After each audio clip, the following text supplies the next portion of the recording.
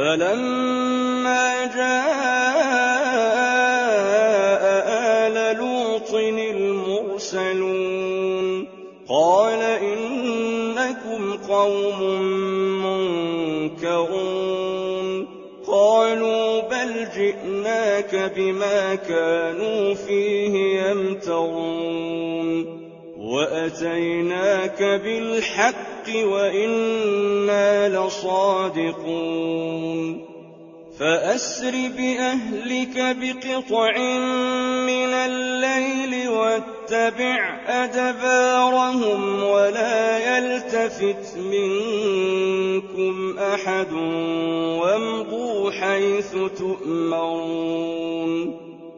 وقضينا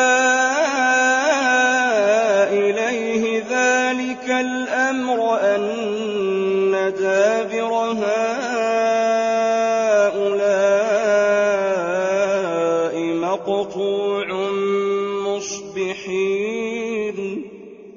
وجاء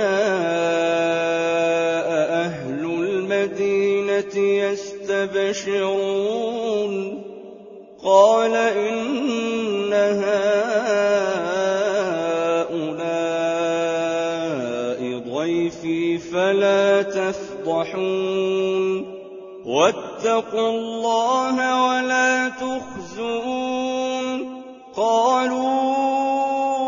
أولم ننهك عن العالمين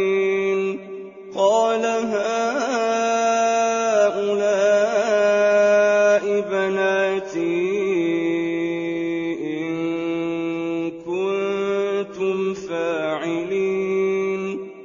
لعمرك إنهم لفي سكرتهم يعمهون فأخذتهم الصيحة مشرقين فجعلنا عاليها سافلها وأمطرنا عليهم حجارة من سجيل